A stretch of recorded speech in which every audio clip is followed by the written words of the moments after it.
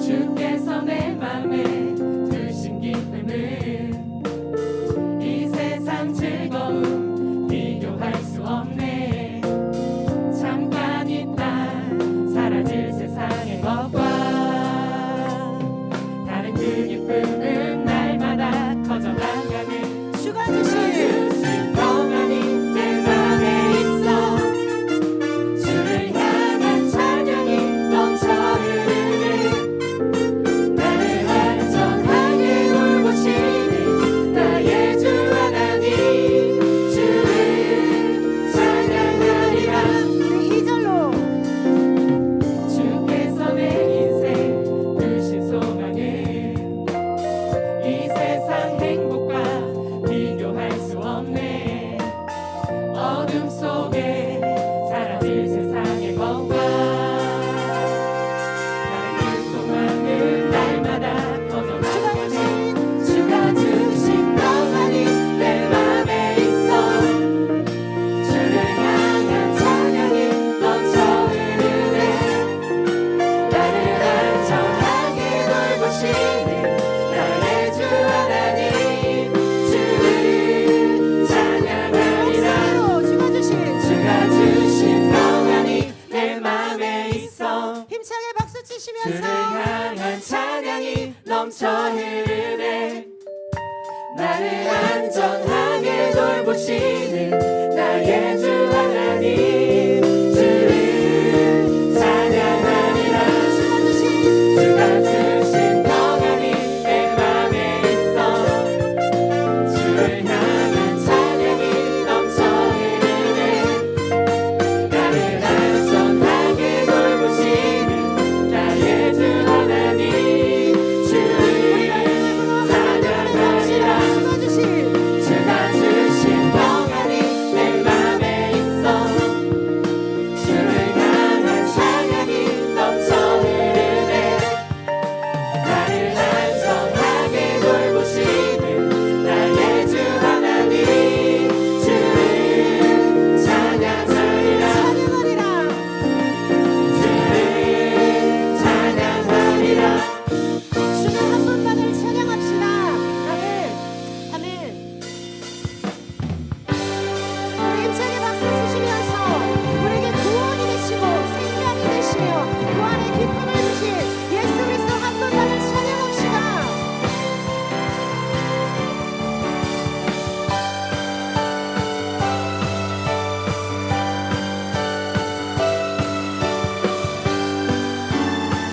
우리 기쁨을 함께 고백할까요? 예수 살아계신 주. 예수 살아계신 주, 지금도 역사하시네. 죽음이 계신 주. 죽음 이기신 주, 사망 권세 물리치셨네. 예수 살아계신 주. 예수 살아계신 주, 지금도 역사하시네. 죽음 이기신 주. 죽음 이기신 주, 사망 권세 물리치셨네. 어둠 속에 갇힌 우리를 주의 빛으로 주의 빛으로 부르셨네. 할렐루야. 할렐루야. 살아계신 예수님, 그 무엇도 비교할 수 없네. 할렐루야. 부활하신 어린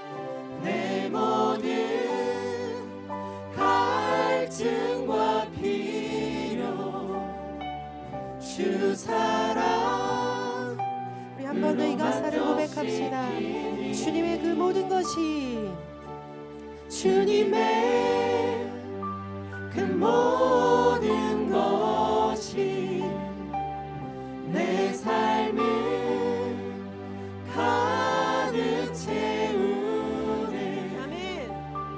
내 모든 갈증과 주님의 그 비로 사랑이 주 사랑으로 만족시키니 부족함 없네. 부족함 없습니다. 부족함 없네. 우리 믿음으로 고백합시다. 부족함 없네. 부족함 없네. 아멘. 아멘.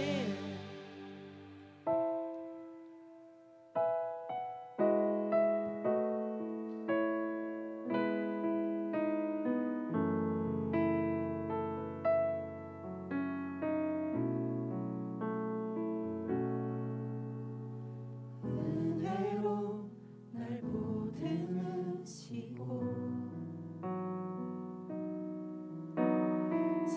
사랑으로 품어주셔도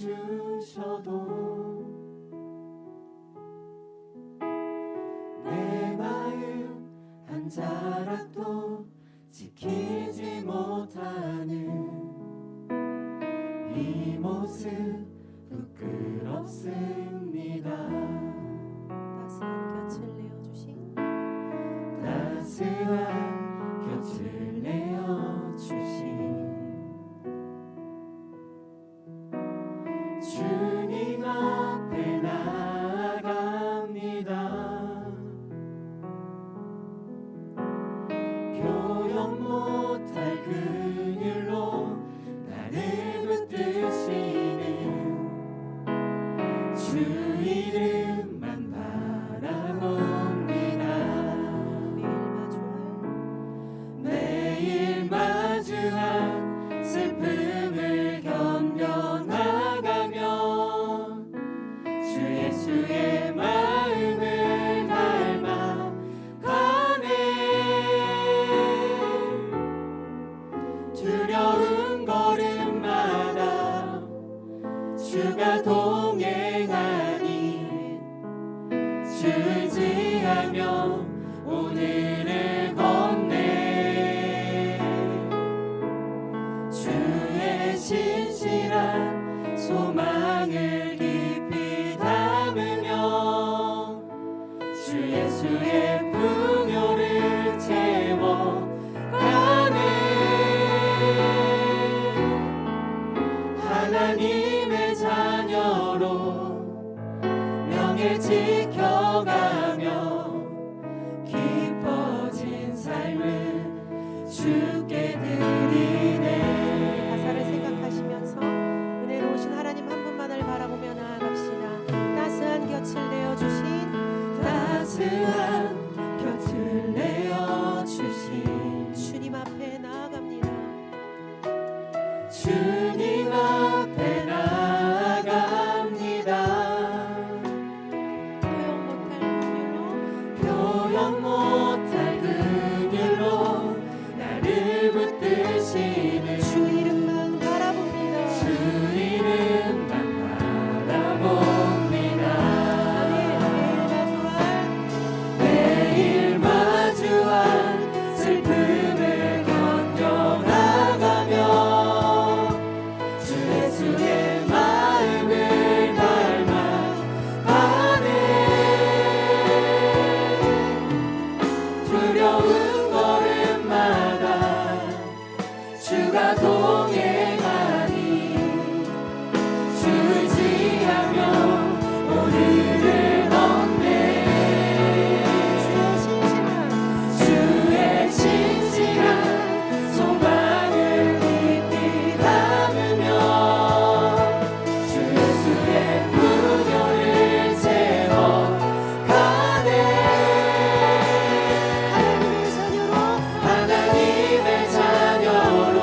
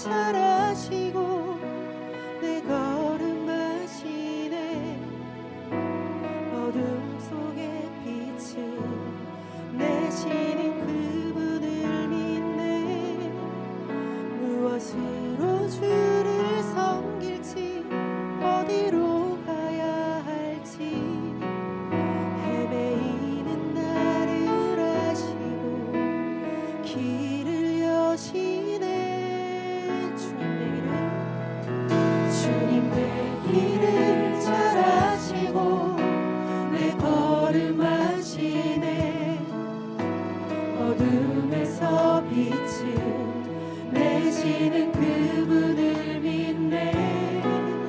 무엇으로 주를 섬길지 어디로 가야 할지 헤매이는 나를 아시고 길을 여시네. 내 삶은 주의 것, 내 삶은 주의 것, 온전한 신뢰를 주께 드리네. 보이지 않아도 믿음으로 주 영광 바라보며 주 영광 바라보 주님만 따르는 것입니다.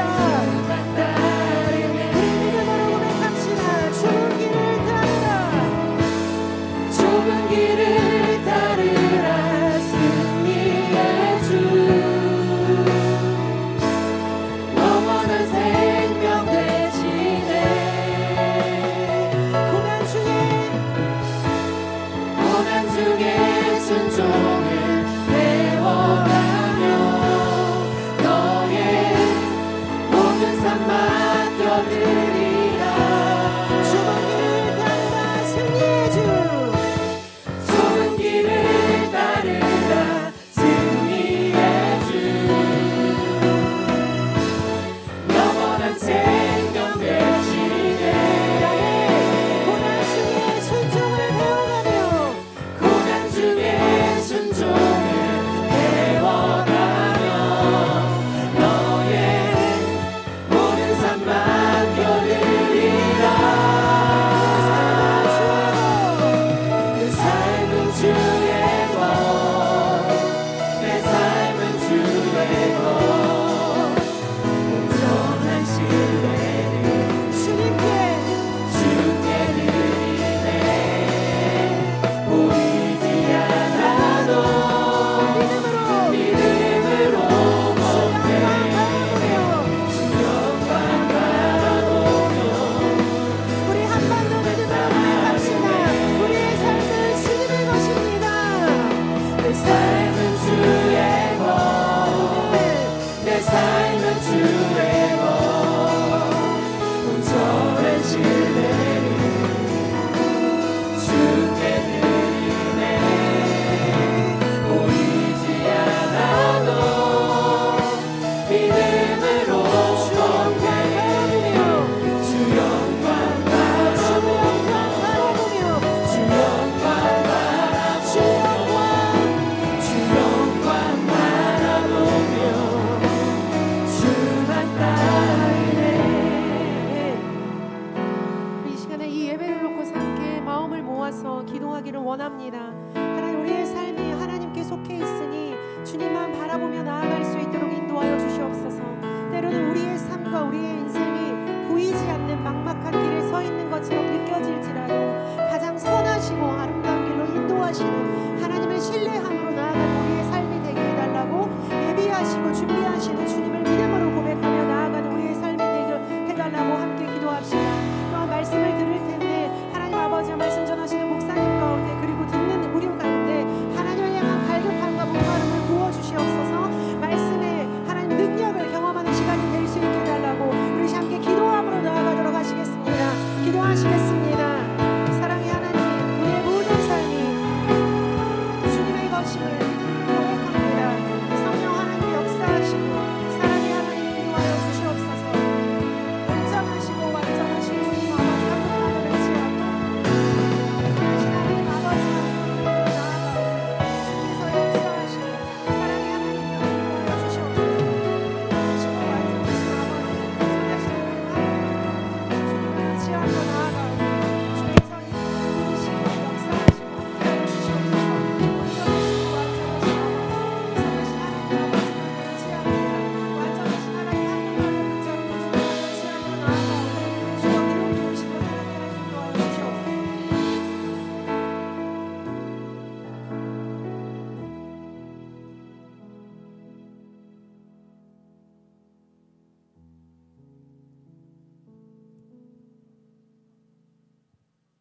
하나 둘 결혼 축하하는 시간을 오늘 또 특별히 가지도록 하겠습니다. 오랜만이에요.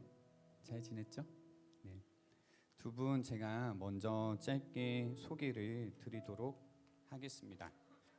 서로 만나게 된 계기는요. 좋네요. 소개팅 어플을 통해서 만나셨다는데 맞나요? 네. 소개팅 어플을 통해서도 이렇게 좋으신 분들이 이제 만날 수 있다라는 것을 저희가 이제 눈으로 보고 계십니다.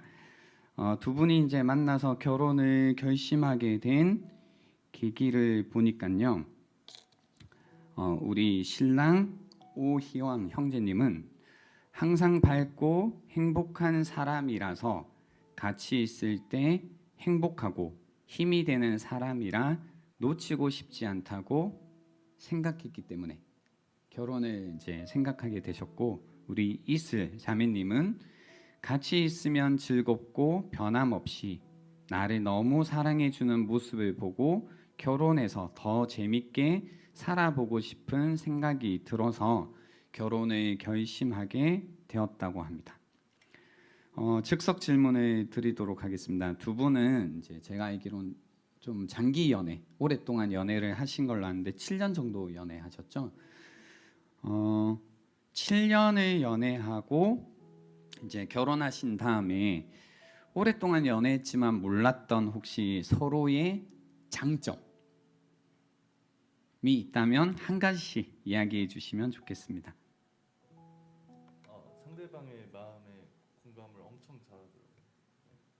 잘 몰랐었는데. 몰랐는데 공감을 엄청 잘해준다. 예, 좋습니다. 우리 이슬이. 배려심도 많고 그리고 살림을 잘하더라고요. 그렇죠. 이건 결혼해야지 아는 거죠. 해보니까 살림을 잘했다. 좋습니다. 많이 도와주시나 봐요. 같이 서로 잘 하고 있나 봅니다. 좋습니다. 이어서 두 분 기도 제목을 나눠주시기 바랍니다. 저희 기도 제목은 주 안의 기쁨과 감사가 넘치는 가정 되기를, 어떤 상황에도 기도하며 지혜롭게 해결해 나가고 더욱더 서로를 존중하며 사랑하기를, 사랑이 많은 가정 되며 각자의 자리에서 최선을 다하며 주의 기쁨이 되는 삶을 살기를. 그리고 여기 와서 느꼈던 거는 지금 신랑이 크리스찬은 아니잖아요. 그래서 앞으로 가정 생활하면서 주님의 삶 안에 거하기를 기도해 주시기 바랍니다. 좋습니다. 우리 들은 기도 제목을 먼저 마음에 담아주시고 두 손을 벌려서 우리 함께 축복하도록 하겠습니다.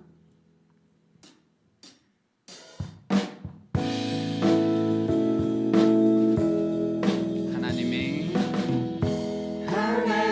사랑이 그대의 삶 가운데 가득하기를 축복합니다. 하나님의 은혜가 그대 가운데 가득하게 기도합니다. 하나님의 사랑이 그대의 삶 가운데 가득하기를 축복합니다. 하나님의 은혜가 그대 가운데 가득하게 기도합니다. 가득하게 기도합니다. 가득하게 기도합니다. 네, 함께 기도하겠습니다. 하나님 아버지 감사합니다. 오희원, 이슬 또 이렇게 주님 안에서 한 가정을 이루게 하심에 감사합니다. 이 가정을 위해 우리가 함께 마음 모아 주님께 기도드립니다. 주 안에 기쁨과 감사가 넘치는 가정이 되게 하여 주시고, 어떤 상황에서도 기도하며 지혜롭게 해결해 나가고 무엇보다 더욱더 서로를 존중하며 사랑하는 가정이 될 수 있도록 도와주십시오.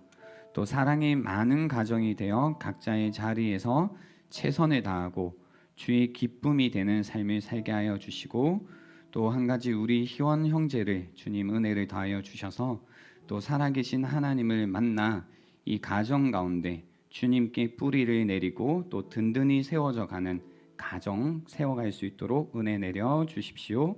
감사드리옵고 예수님의 이름으로 기도드립니다. 아멘. 우리 박수로 다시 한번 축복하도록 하겠습니다. 감사합니다.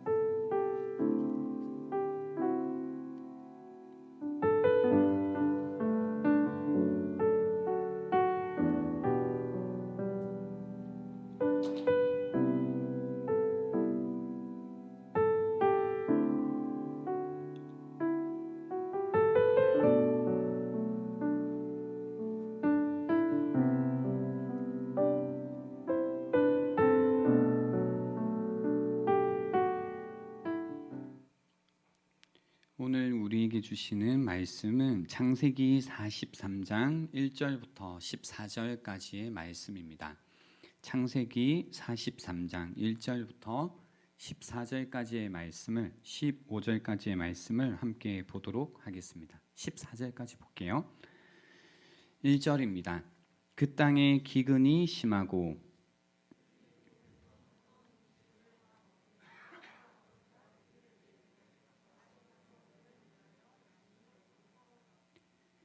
유다가 아버지에게 말하여 이르되 그 사람이 우리에게 엄히 경고하여 이르되 너희 아우가 너희와 함께 오지 아니하면 너희가 내 얼굴을 보지 못하리라 하였으니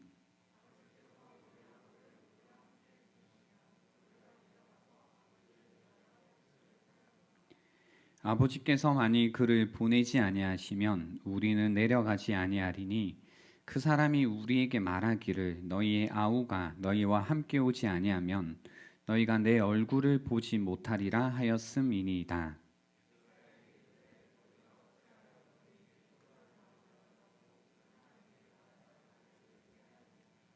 그들이 이르되 그 사람이 우리와 우리의 친족에 대하여 자세히 질문하여 이르기를 너희 아버지가 아직 살아 계시느냐 너희에게 아우가 있느냐 하기로 그 묻는 말에 따라 그에게 대답한 것이니 그가 너희의 아우를 데리고 내려오라 할 줄을 우리가 어찌 알았으리이까.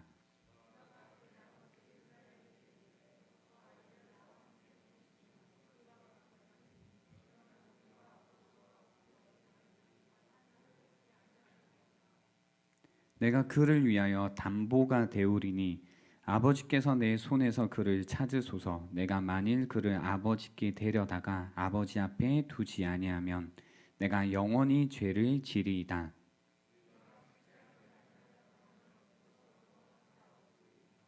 그들의 아버지 이스라엘이 그들에게 이르되 그러할진대 이렇게 하라.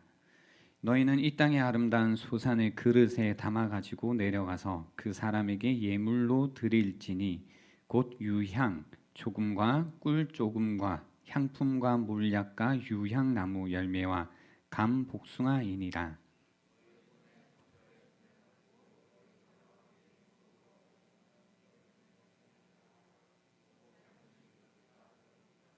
내 아우도 데리고 떠나 다시 그 사람에게로 가라. 전능하신 하나님께서 그 사람 앞에서 너희에게 은혜를 베푸사 그 사람으로 너희 다른 형제와 베냐민을 돌려보내게 하시기를 원하노라. 내가 자식을 잃게 되면 이르리로다. 아멘. 기도하겠습니다. 하나님 아버지 감사합니다.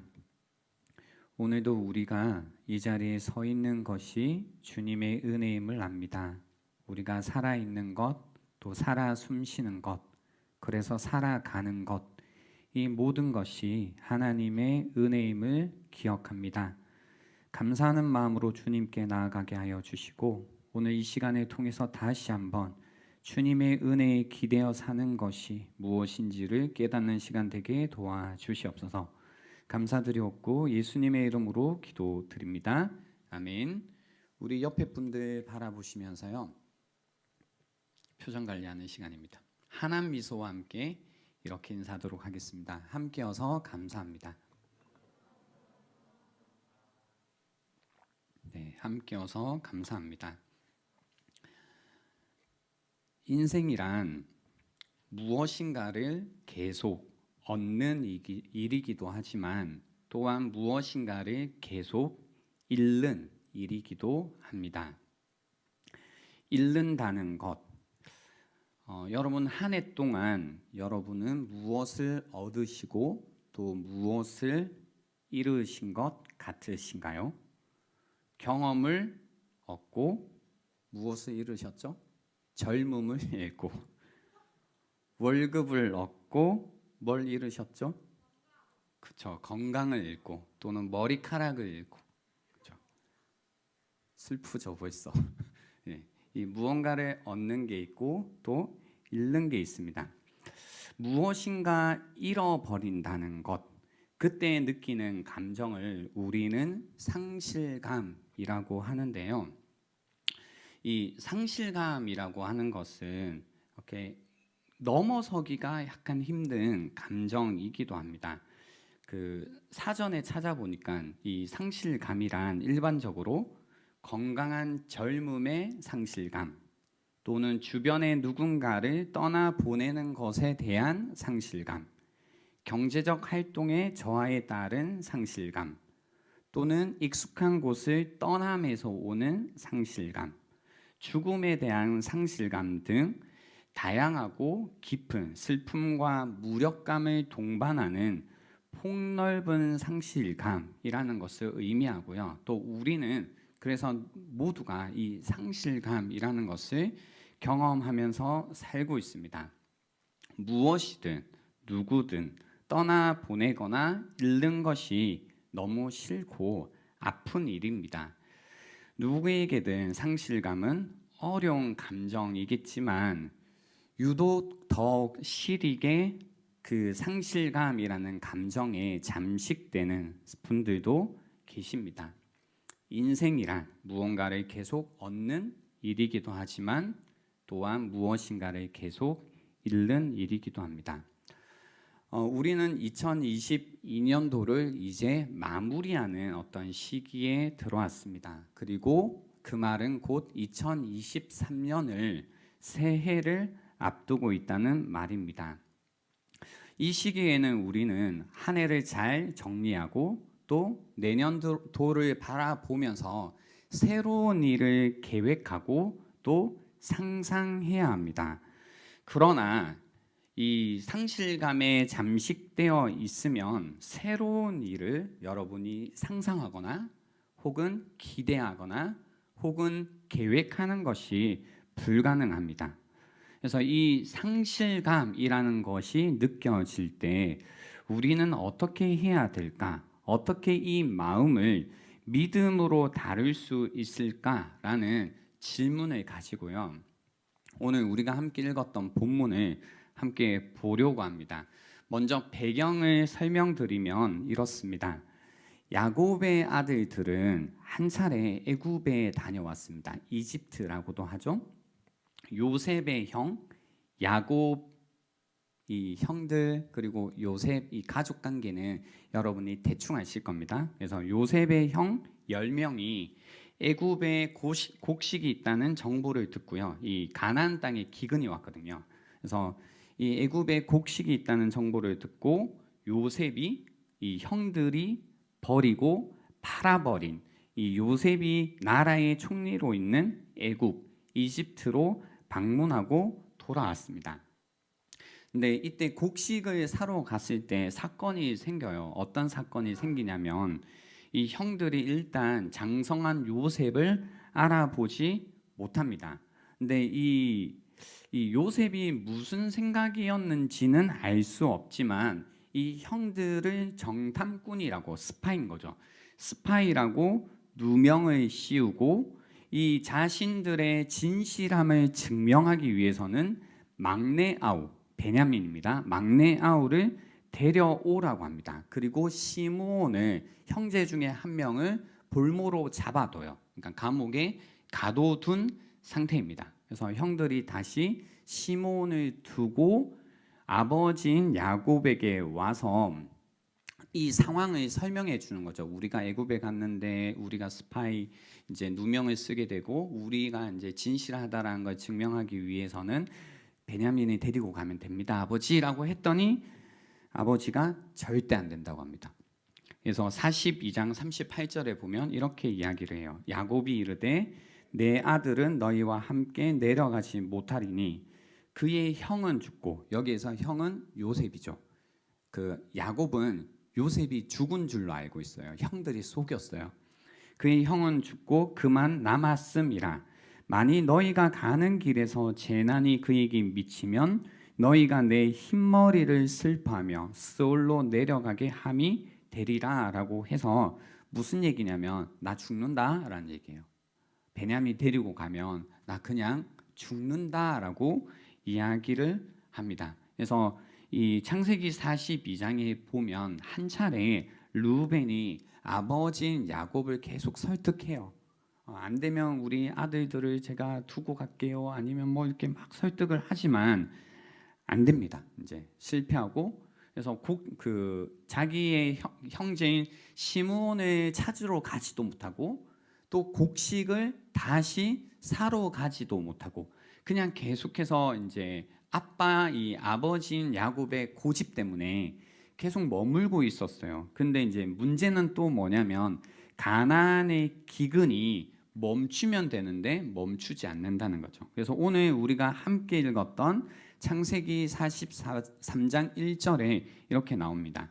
그 땅에 기근이 심하고, 이미 심했는데 더 심해진 거예요. 심하고 2절에 그들이 애굽에서 가져온 곡식을 어떻게 해요? 다 먹음에 그 아버지가 그들에게 이르되 다시 가서 우리를 위하여 양식을 얼만큼 사오라?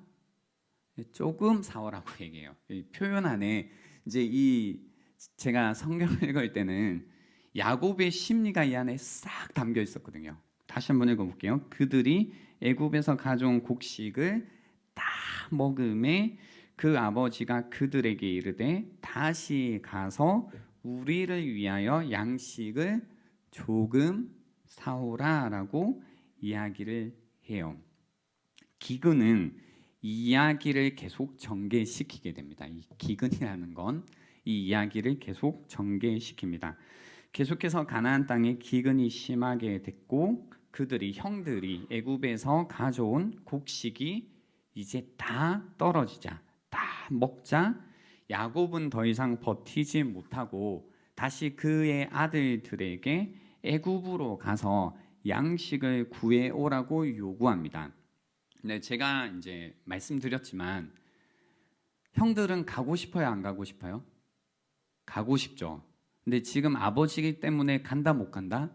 못 가고 있는데 아버지가 이제 곡식이 다 떨어지자 가서 조금 사오라고 얘기해요. 그랬더니 10절에 보면 유다가 뭐라고 얘기하냐면 우리가 지체하지 아니하였더라면 벌써 2번 갔다 왔으리다라고 응답해요. 그죠? 아버지, 우리 이미 2번이나 갔다 올 만한 시간이 지났습니다라고 얘기를 하는 거죠. 그래서 이 말 속에서 우리는 무엇을 알 수 있냐면 야곱이 지금까지 고집을 부리면서 버티고 있었다라는 것을 알 수 있습니다. 그리고 야곱이 지금 또 뭐라고 말을 했어요? 양식을 어떻게 하라고요? 조금 사오라고 얘기하죠. 그렇죠? 이 표현이 재밌는 거예요. 조금 사오라. 이 조금 사오라는 표현은 뭐냐면 마치 이렇게 가볍게 얘기한 거예요. 근처 시장에 가서 좀 사와. 요 앞에 GS 마트 가가지고 쌀 20kg만 사와라고 이렇게 가볍게 얘기한 거예요. 근데 지금 쌀 20kg를 살려면 어떻게 해야 된다고요? 어마어마한 무언가 부담되는 일이 이 안에 담겨 있다는 겁니다. 그래서 제가 이 2절을 읽을 때에 본문 2절을 읽을 때에 애굽에서 가져온 곡식을 다 먹음의 얘기를 한 것도 재밌고 조금 사오라고 말하는 이 야곱의 마음이 어쩌면 딱 우리의 어떤 마음과 동일하다고 생각한 게 보통은 곡식이 완전히 떨어지기 전에 사람들이 손을 쓰잖아요. 그죠? 무언가 내가 먹는 게 있어요. 근데 이게 떨어져 가요. 이제 자취하시는 분들은 아시겠죠? 다 떨어질 때까지 기다리세요? 아니면 좀 떨어지려고 하면 주문을 넣으세요? 안 넣으세요? 넣으시죠. 그러니까 내가 정말로 급한 일이 있어가지고 놓치는 게 아니라면 나의 일반적인 패턴은 뭐예요? 어느 정도가 되면 그것이 다 떨어지기 전에 미리 주문을 한다 안 한다? 하죠. 이게 원래 사람은 이런 거예요. 먹는 거와 관련해서는. 근데 다 떨어질 때까지 두고 보고 있는 이 마음. 그죠? 어떤 마음 같냐면 이걸 뭔가 다루기는 다루어야 되는데 계속해서 다루지는 못하고 계속 어떻게 해요? 미루는 마음. 그죠? 다뤄야 되는 걸 알지만 다루지 못하고 끝까지 가보는 그 마음. 여러분 지내시면서 이랬던 적 혹시 없으세요? 내가 분명히 이거 지금 해야 되는 거 알고 아니면 훨씬 일찍 이걸 다뤄야 되는 걸 알지만 근데 그걸 뭔가 불편한 마음 때문에 계속 미루고 또 미루고 했던 그 마음들, 그런 사항들이 있으시지 않으신가요? 그죠? 그러니까 탁 그 마음이란 거죠. 야곱의 이 마음, 그죠? 이 마음. 그리고 이 문제를 해결하는 방법을 알고 있지만 그러지 않고 살짝 이렇게 돌려가지고 양식을 조금만 사오는 거는 뭐 되지 않겠어? 뭐 이렇게 얘기하는 겁니다. 그죠? 저는 이 본문에서 이 2절의 이야기 속에서 아버지 야곱의 모습이 참 어떤 의미에서는 계속해서 우리의 모습과 같다고 생각한데요.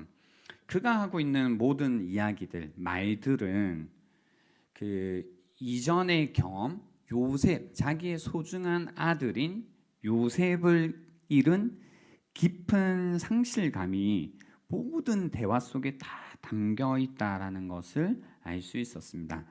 요셉을 막 잃었는 그 당시에 야곱은 뭐라고 말을 했었냐면요. 이제 형제들이 막 이제 위로를 아버지를 해주려고 했거든요. 그러니까 그 위로조차도 거절해요. 창세기 37장 35절에 보면 그의 모든 자녀가 위로하되 그가 그 위로를 받지 아니하여 이르되 내가 슬퍼하며 스올로 내려가 아들에게로 가리라 하고 그의 아버지가 그를 위하여 울었더라라고 해요. 그러니까 이 요셉, 자기에게 너무나 소중했던 요셉, 이 아들을 잃자 그 상실감에서 오는 깊은 슬픔이 있었다는 겁니다. 그러니까 어떤 위로도 받고 싶지 않을 만큼의 마음, 이 마음이 있었다라는 겁니다. 그래서 그가 슬픔을 이제 이 가운데 계속 살아온 거예요. 그러니까 다시 소중한 아들인 베냐민을 뭐 잃었다는 것도 아니에요. 아직 잃을 수도 있는 이 가능성이 있는 상황 속에 있으니까 뭐라고 얘기하게 되냐면 42장 38절에 야곱이 이르되 내 아들은 너희와 함께 내려가지 못하리니 그의 형은 죽고 그만 남았다. 만일 너희가 가는 일에 재난이 그에게 미치면 너희가 내 흰머리를 슬퍼하며 솔로 내려간다. 죽는다는 거잖아요. 그러니까 다시는 내가 내 아들을 잃는 이 슬픔을 나는 더 이상 견딜 수 없다. 그것을 견디느니 나는 죽겠다라고 얘기하면서 베냐민을 위험에 빠뜨리는 것을 계속해서 이제 허락하지 않습니다. 그죠? 않습니다. 그래서 이 야곱은 과거의 이 상실감에 깊이 이제 잠식되어 있어서 어떤 새로운 일을 생각하고 뭔가 상상해보고 행동하는 것이 아예 불가능한 상태에 이렇게 빠져 있는 겁니다. 그죠? 빠져 있는 겁니다. 아마 여러분 가운데도 그런 분들이 계실 수 있습니다. 나의 삶 속에 아주 소중했던 것을 잃어버린 그 상실감을 경험한 이후에 더 이상 무언가를 잃고 싶지 않은 마음이 있고 그 잃고 싶지 않은 마음에서 오는 더 이상 한 걸음도 나아가지 못하는 그래서 제자리에 계속 서 있는, 그래서 삶이 계속 변하지도 않고 바뀌지도 않고 무언가 미래에 대한 생각도 하지 않는, 이것이 미래에 대한 생각이라는 게 꼭 어떤 얘기냐면요, 뭐 앞으로에 대한 생각을 한다기보다 뭔가 새롭게 펼쳐질 것에 대한 상상조차 하지 못하는 상태에 있는 분들이 있을 수 있다는 겁니다. 그렇게 지내면 뭐예요? 매년 그 애가 또 그 애가 되겠죠. 10년을 살아도 매번 똑같이 살게 될 겁니다. 2023년이 다가온다고 해도 새해에 대한 어떤 기대도 없고 내년에도 그냥 어떤 변화 없이 그냥 요대로만 지내면 좋겠다라는 생각을 하고 있을 수 있습니다. 그냥 그저 그렇게 지내는 거죠. 그리고요, 또 새로운 어떤 해를 준비하면서 이런 상실감이라는 것도 우리로 하여금 새로운 것을 생각하고 상상하지 못하게 하지만, 또 그 형들과 같은 상황 속에 있는 분들도 그 새로운 것을 상상하지 못하면서 지낼 수 있겠다라는 생각이 들었습니다. 형들은 뭐였냐면요, 상실감은 아니었지만 과거의 잘못에 매여 있었습니다. 요셉에게 그들이 했던 잘못에 그 과거에 묶여 있었습니다. 그러다 보니까 이 요셉을 판 다음에 형들의 어떤 이야기들, 모습들 이루어지는 것들을 보면 뭔가 이제 자유롭지 못해요. 그리고 역시 어떤 새로운 거에 대한 상상도 없고 부자유하다라는 것을 여러분이 느낄 수 있을 겁니다. 아직 용서되지 않은, 용서받지 못한 과거에 묶여 있기 때문에 뭔가 철저히 속박되어져 있는 느낌이 있습니다. 그래서 그 42장에 보면 자기들에게 막 시몬이 갇히게 되고 스파이 누명을 쓰자, 안 좋은 일이 일어나자 또 그들은 과거로 돌아갑니다. 자신들의 잘못을 또 보게 됩니다. 읽어드리면 이겁니다. 21절 22절인데요. 그들이 서로 말하되 우리가 아우의 일로 말미암아 범죄하였도다. 그가 우리에게 애걸할 때에 그 마음의 괴로움을 보고도 듣지 아니하였으므로 이 괴로움이 우리에게 임하도다. 루벤이 그들에게 대답하여 이르되 내가 너희에게 그 아이에 대하여 죄를 짓지 말라고 하지 아니하였더냐. 그래도 너희가 듣지 아니하였느니라. 그러므로 그의 핏값을 치르게 되었도다 하니라고 해서 사실 몇십 년이 지났거든요. 이미 시간적으로 보면. 그런데도 그들의 삶 속에 안 좋은 일이 생기자, 어려운 일이 생기자, 문제가 생기자 어디에 또 돌아가게 되냐면 그들이 과거에 범했던 그 잘못으로 또 돌아가는 겁니다. 그때 내가 그 잘못을 해서, 그때 내가 그 괴로움을 보고도 모른 채를 해서 이 괴로움이 나에게 임하게 되었구나라고 해서 또 어떻게 해요? 그 수십 년을 살면서도 또 어떤 일이 생길 때마다 과거로 돌아가는 거죠. 과거에 묶여 있는 겁니다. 그죠? 과거에 묶여 있습니다. 그 결과 이 형들은 계속해서 과거에 묶여 죄책감 가운데 살고 있고요. 또 아버지를 대하는 태도도 약간 문제가 있는 게 뭐냐면 좀 지나치다 싶을 만큼 아버지와 베냐민의 안정과 행복에 좀 지나칠 정도로 계속 관심을 갖습니다. 과거의 아버지를 슬프게 한 경험이 있기 때문에 이제는 더 이상 똑같은 슬픔을 주지 않고 싶어 했겠죠. 그래서 그 마음 때문에 아버지가 아무리 아버지가 안 된다고 해도 지금 어떤 상황이냐면 말 그대로 굶어 죽을 상황이거든요. 그러니까 이게 뭔가 더 좋은 것을 하려는 것도 아니라 생존이 걸려 있는 문제예요. 곡식이 없기 때문에 이제 곧 굶어 죽게 되는 상황인데도 그런 상황 속에서도 아버지에게 어떤 말도 못 하고 있는 거예요. 더 이상. 그렇죠? 더 이상. 그러니까 오늘 본문에서도 이 야곱이 먼저 말을 꺼냈으니 이번에 유다가 응답하고 있을 뿐이지 말도 못 꺼내고 있었던 거죠. 그러니까 너무 지나칠 정도로 아버지를 살피고 있는 거죠. 그러다가 이제 다 진짜 굶어 죽는 상황 속에 있었다라는 겁니다. 이 두 가지. 무언가 새로운 것을 생각하고 새로운 것을 상상하고 앞으로 나아가지 못하게 하는 두 가지 이유. 상실감과 과거에 내가 했던 잘못에 묶여 있는 것. 이 두 가지. 내가 죄를 범했으니 그 죄에 상응하는 벌을 받아야지. 그리고 나는 이대로 인생이 이제는 끝났어 라고 생각하는 게 아마 형들의 마음이었을 거고, 야곱은 나는 이제 더 이상 이런 슬픔을 겪지 않고 살고 싶어. 그래서 모든 것에 벽을 치고 사는 것이 아마 야곱의 마음이었을 거라고 생각합니다. 아마 여러분 가운데도 이 두 가지에 묶여서 살고 계신 분들이 충분히 계실 수 있습니다. 성경의 이야기는 우리들의 이야기이기 때문에 얼마든지 나의 이야기일 수 있습니다. 근데 성경의 이야기는요, 여러분이 조금 더 관심을 가지고 그리고 성경이 이야기하려고 하는 바에 귀를 기울이시고 정말로 들어보신다면 그런 이야기가 아닙니다. 내가 한번 상실감 가운데 슬픔 가운데 영원히 그 슬픔 속에서 사는 것이 사람의 이야기도 아니요. 또 내가 한번 지었던 잘못 때문에 그 잘못에 묶여서 살아가는 것, 그리고 그 잘못이 영원히 나의 이야기의 끝으로 설명하고 있는 것이 성경의 이야기가 아닙니다. 성경은 언제나 하나님에 대해서 이야기를 할 때요, 우리가 생각하는 게 그거죠.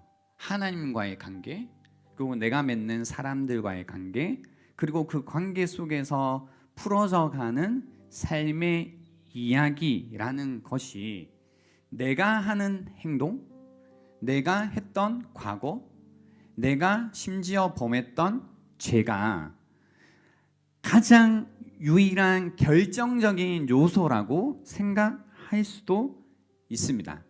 근데 성경이 이야기하는 것은 무엇이냐면 우리의 죄라는 것이 정말로 어떤 치명적이고 중요한 요소가 되긴 하지만 우리의 인생의 이야기는 우리가 끝이 아니기 때문에 그런 죄인들에게 약속을 주시는 하나님, 그런 죄인들에게 소망을 주시는 하나님의 이야기가 바로 성경의 이야기라는 겁니다.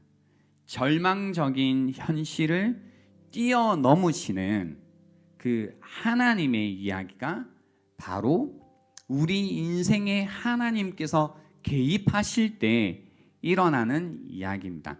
근데 문제는 이 상실감과 과거에 묶여서 살아가는 것이 사실 우리의 가장 자연스러운 반응입니다. 가장 자연스러운 반응. 그러니까 가장 자연스러운 반응이 곧 무엇이냐면 불신앙이라는 겁니다. 그러니까 도저히 하나님을 믿지 못하는 겁니다.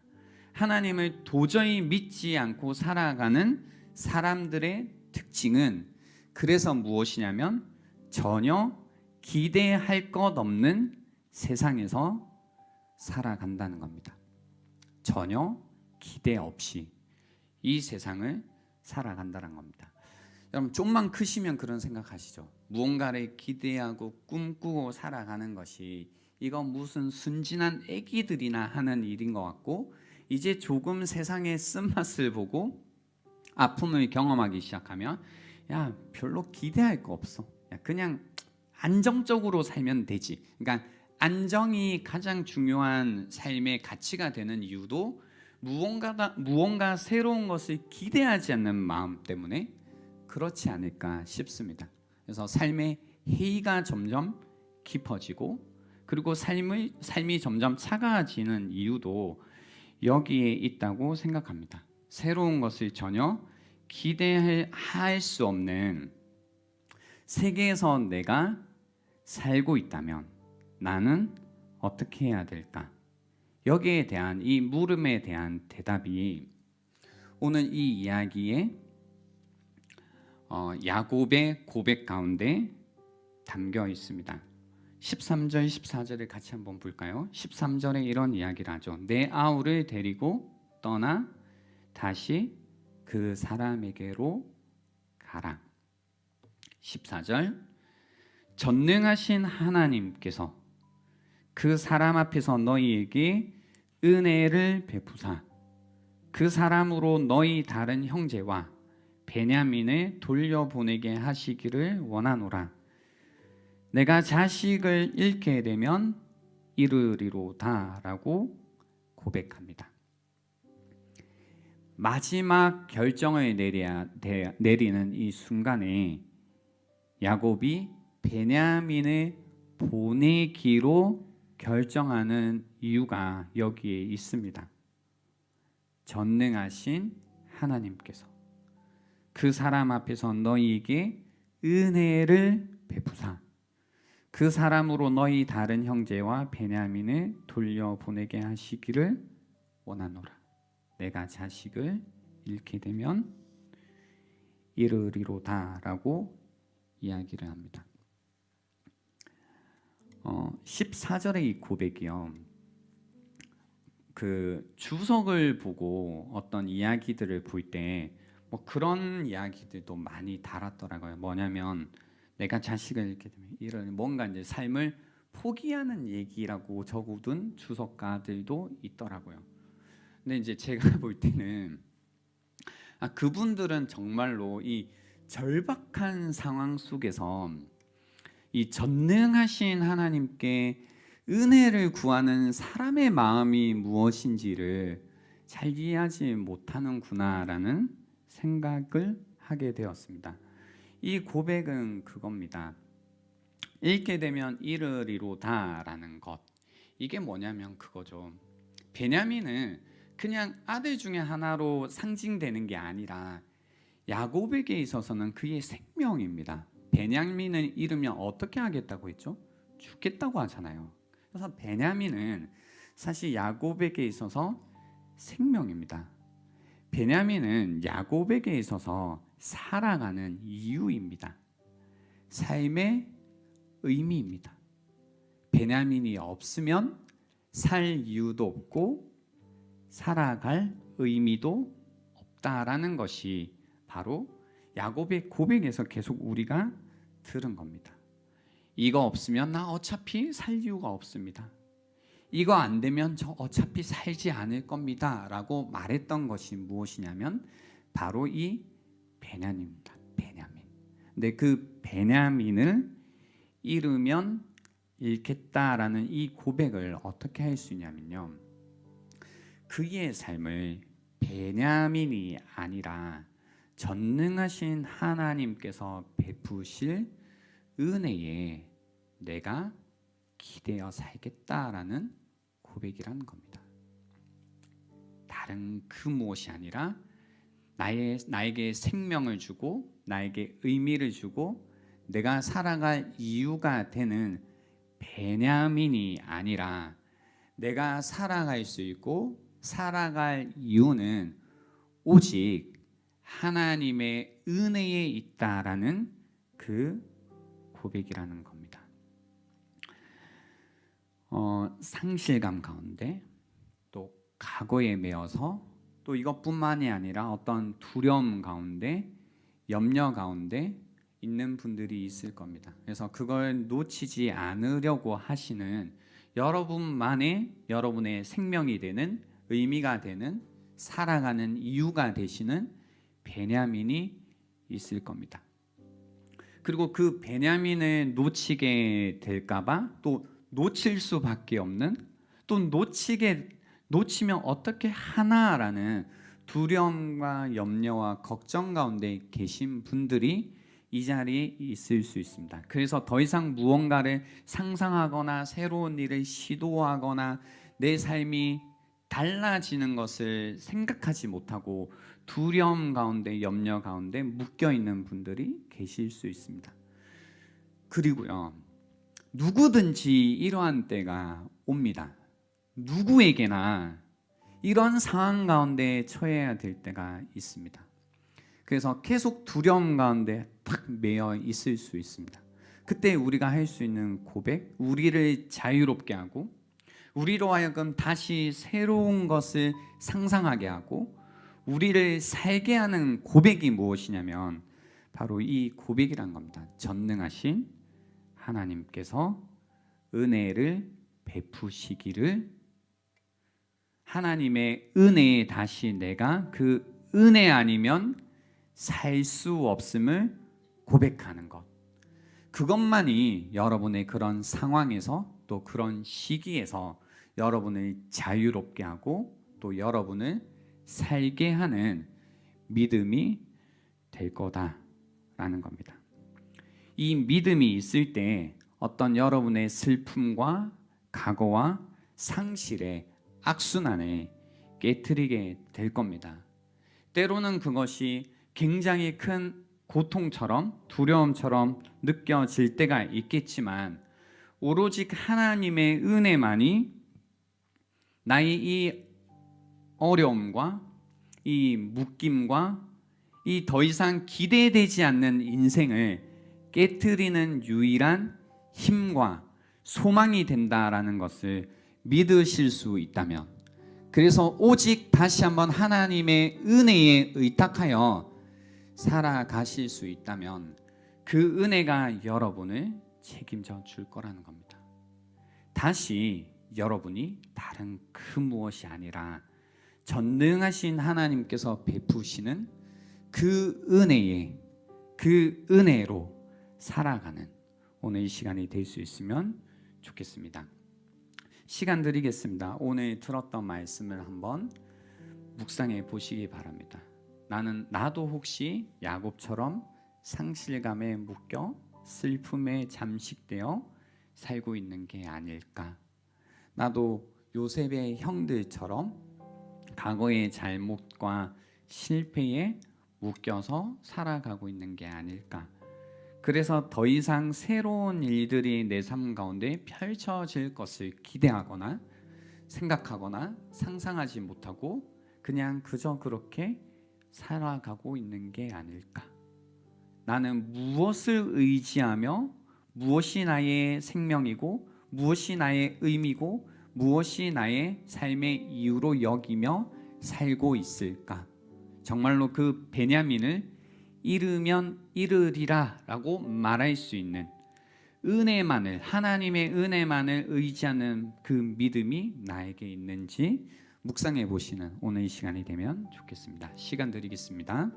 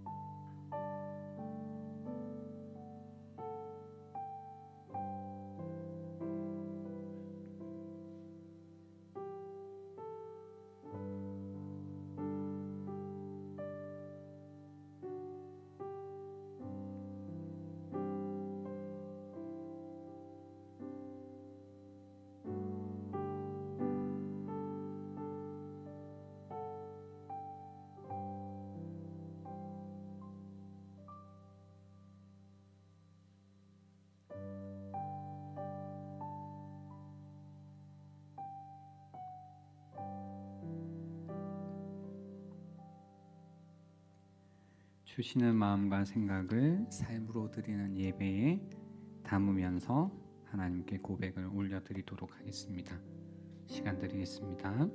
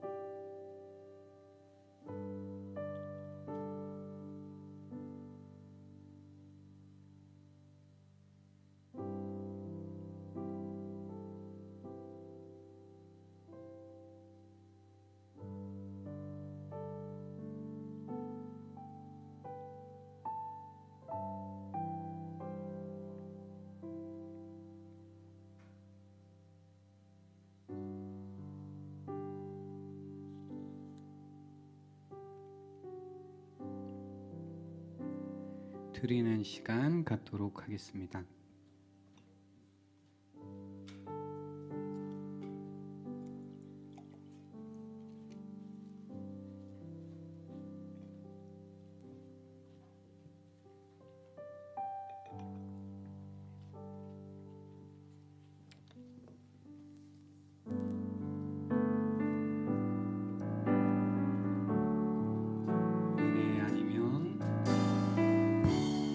은혜 아니면 살아갈 수가 없네.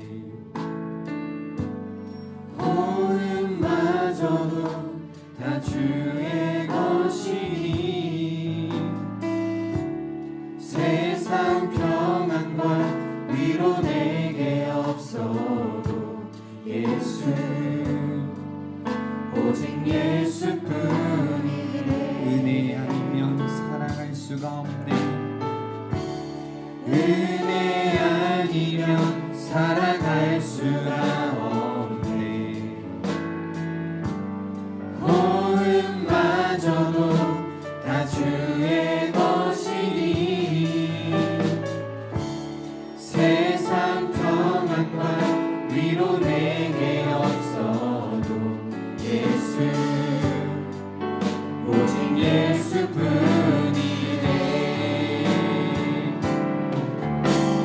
크신 계획 다 볼 수도 없고 작은 고난에 지쳐도 주께 묻기 나의 모든 삶 버티고 견디게 하시네.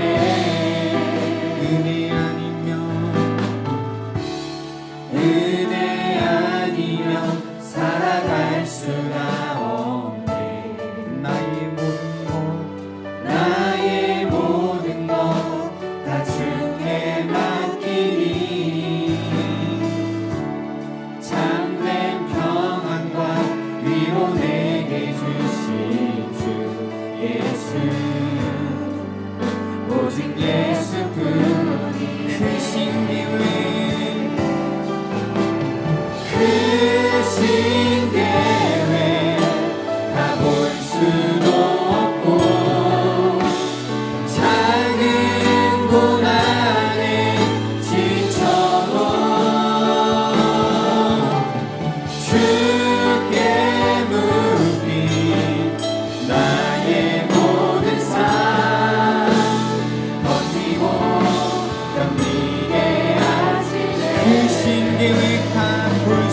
없고 크신 계획 다 볼 수도 없고 작은 고난에 지쳐도 주께 묻기 나의 모든 삶 버티고 견디게 하시네. 은혜 아니면 살아갈 수가 없네. 나의 모든 것 다 주께 맡기니 참된 평안과 위로 내게 주신 주 예수 오직 예수뿐이. 마지막으로 은혜 아니면 살아갈 수가 없네.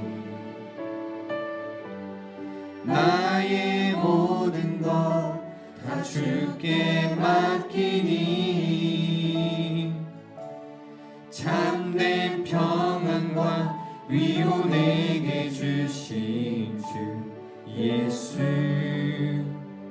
오직 예수뿐이네. 오늘 이 시간 우리 함께 기도하는 시간 가졌으면 좋겠습니다.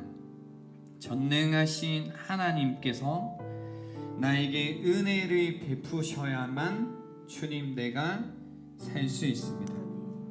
오직 주님께서 베푸시는 자비와 긍휼과 인도하심과 공급하심만이 주님의 은혜만이 나를 살게 합니다.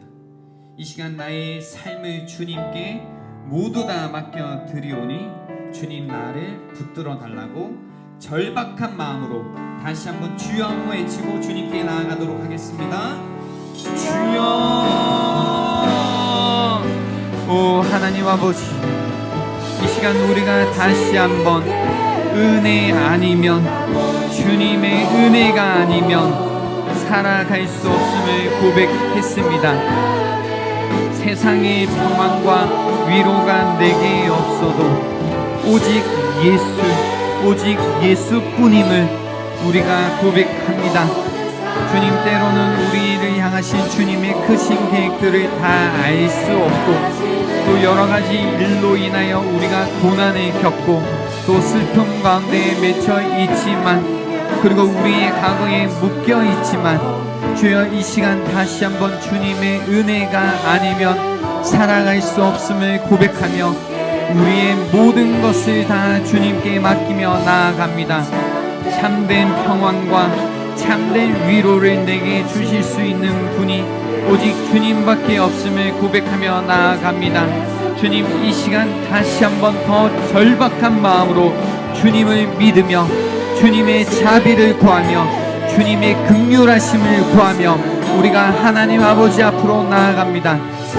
주님, 이 자리에 여러 가지 상실감으로 또 하나님 과거에 묶여서 살아가고 있는 하나님 우리 절박한 마음 가운데 있는 형제 자매들이 있사오니 하나님 저들의 삶을 주님께서 살펴주시고 간절히 이 시간 주님의 은혜를 의지하며 나아가는 자들에게 주님 이 시간 찾아가 주셔서 주님께서 어루만져 주시고 새롭게 하여 주시고 그들의 삶을 일으켜 세워주시는 오늘 이 시간이 되기를 간절히 원합니다.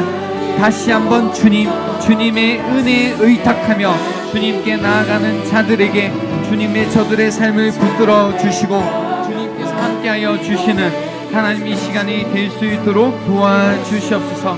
주님의 은혜에 다시 한번 우리가 의탁하며 나아갑니다. 하나님 아버지, 이 시간 우리가 다시 한번 우리의 삶을 주님의 은혜에 맡기며 나아갑니다. 주님의 은혜가 아니면 살아갈 수가 없음을 깨달을 때가 있습니다. 우리의 모든 것을 다 주님께 맡기지 않으면 안 될 때가 있습니다. 가장 귀한 베냐민도 이르면 이르리로다 라고 말하며 오직 주님의 은혜가 없으면 살 수 없을 때가 우리의 삶의 순간에 있습니다. 그때 주님, 우리의 과거에 매여 묶여 살아가는 것도 아니라 또 상실감에 우리가 잠식되어 살아가는 것도 아니라 그 모든 마음을 주님의 은혜에 의탁하며 나아가는 시간들이 될 수 있도록 도와주시옵소서. 그렇게 절박한 마음으로 하나님을 찾고 하나님을 부르는 자들에게 주님 그들의 영혼 가운데 가까이 찾아가 주셔서 저들의 삶을 다시 한번 일으켜 세워 주시고 저들에게 힘이 되어 주시고 생명이 되어 주시고 능력이 되어 주시고 이유가 되어 주시는 오늘 이 시간이 될 수 있도록 도와주시옵소서. 그래서 참된 평안과 위로 내게 주시는 분 오직 주님밖에 없음을 고백하는 오늘 이 시간이 될 수 있도록 도와주시옵소서. 감사드렸고 예수님의 이름으로 기도드립니다. 아멘.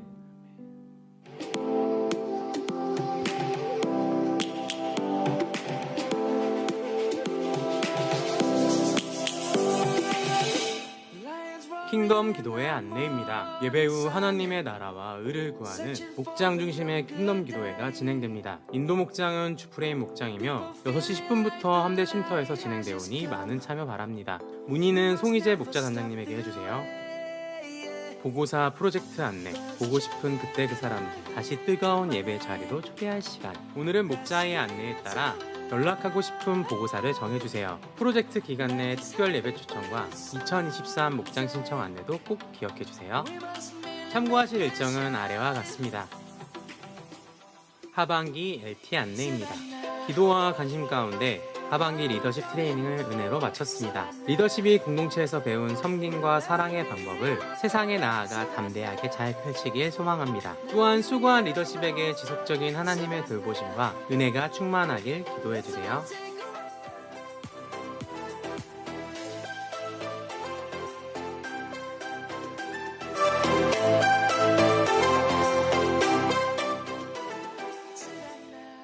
네, 추가 광고 드리겠습니다. 보고사 광고를 드렸는데요. 오늘 목장 모임 하실 때 여러분 한 주간 이제 생각을 해보셨을 텐데요. 내가 함께 신앙생활 했던 친구들이 있겠죠. 이제 형제 자매들이 있을 텐데요. 나중에 목장 모임 하실 때 그분들의 이름을 같이 나누시고 또 함께 기도를 부탁하시고 오늘 그러니까 이렇게 같이 생각하고 뭔가 이렇게 작정해 보는 그런 시간입니다. 그래서 오늘 작정하신 분들에게 뭐 부담되는 거 하는 거 아니고요. 어차피 여러분이 좋아하시고 사랑하시는 분들이 여러분이 스스로 작정하시는 거니까 작정하신 다음에 이제 카톡도 해보시고 필요하시면 오랜만에 또 한번 만나셔서 여러분이 또 한 해 동안 경험하셨던 하나님의 은혜에 관해서 또 나눔 가운데 이제 이 연말 되면 진짜 하나님의 은혜가 필요하거든요. 그래서 이 은혜의 자리로 초대할 수 있고 또 그 살아계신 하나님의 인도하심 가운데 다스림 가운데 다시 한번 초대할 수 있는 그런 시간이 되면 좋겠습니다. 이번 한 주간 또 여러분 지내실 때요. 전능하신 하나님의 은혜 그 은혜만으로 살아가시기에 다시 한번 선한 일에 용기를 가지시고 악을 악으로 갚지 마시고 연약한 여러분의 이웃들 가족들 그리고 친구들을 돌아보시는 한 주간이 되면 좋겠습니다. 지금도 하나님께서 여러분에게 은혜를 베푸시기 때문입니다. 기도하겠습니다. 지금은 구원자 되시는 예수 그리스도의 은혜와 하나님 아버지의 변함없는 사랑과 성령님의 위로 교통하심이 오직 전능하신 하나님의 은혜로 살겠노라 결단하는 자들에게 지금부터 영원토록 함께 있을지어다. 아멘.